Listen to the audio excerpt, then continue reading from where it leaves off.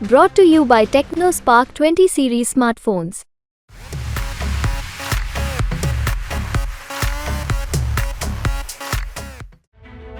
तो आखिरकार बीजेपी के चाणक्य अमेठी रायबरेली में बड़ा खेल कर ही गए।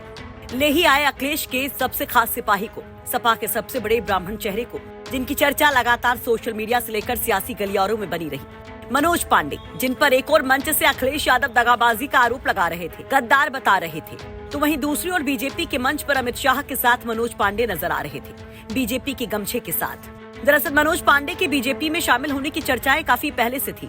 राज्यसभा चुनाव में जिस तरह से मनोज पांडे ने क्रॉस वोटिंग की थी, जो उनके बगावती तेवर थे, उससे ये तो तय था कि मनोज पांडे का ये बागी रुख, ये क्रांति यूं ही नहीं है, ये बागी ब्राह्मण नेता कुछ बड़ा करने वाला है। इन चर्चाओं के बीच 12 मई को बीजेपी के चाणक्य कहे जाने वाले अमित शाह अचानक पहुंच जाते हैं मनोज पांडे के घर।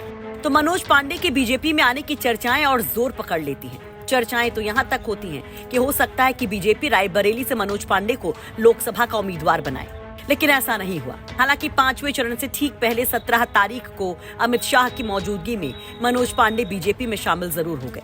वहीं बीजेपी की तरफ से रायबरेली से दिनेश प्रताप सिंह पर दांव लगाने के बाद सवाल उठने लगे कि क्या मनोज पांडे यहाँ पर प्रचार करेंगे।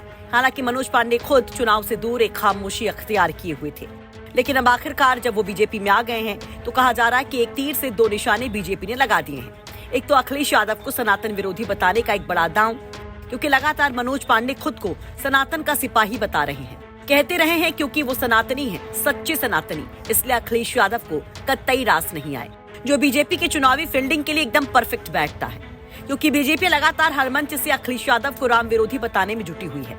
वहीं मनोज पांडे के जरिए बीजेपी ब्राह्मण वोटों को साधने की कोशिश कर रही है, क्योंकि अब अवध से लेकर पूर्वांचल और बुंदेलखंड की कई सीटों पर ब्राह्मण वोटर बहुत अहम है। अगर बात रायबरेली की ही कर ली जाए तो यहाँ करीब 11% ब्राह्मण वोटर है, जबकि ऊंचाहार से लगातार हर लहर में जीतने वाले मनोज पांडे को अपनी पार्टी में लाकर कांग्रेस के इस गढ़ में बीजेपी ने अपनी पैठ को मजबूत करने की कोशिश भी की है। हालांकि अब जब मनोज पांडे बीजेपी में शामिल हो चुके हैं तो कानूनन उनकी विधायकी भी समझो गई। ऐसे में मनोज पांडे को लेकर बीजेपी का प्लान क्या है, अब इस पर भी चर्चाएं खूब है। कहा जा रहा है कि अब जब लोकसभा चुनाव में नहीं उतरे मनोज पांडे तो उनको एमएलसी बनाया जा सकता है। चर्चाएं तो यहाँ तक हैं कि उनको योगी कैबिनेट पे भी मौका मिल सकता है। खैर, मनोज पांडे के बीजेपी में आने पर आपकी क्या राय है? आपको क्या लगता है, इससे कांग्रेस के गढ़ में बीजेपी को कितनी मजबूती मिलेगी और ब्राह्मण वोटों को बीजेपी कितना साध पाएगी? कमेंट बॉक्स में अपनी राय जरूर रखें। ब्यूरो रिपोर्ट, यूपी तक।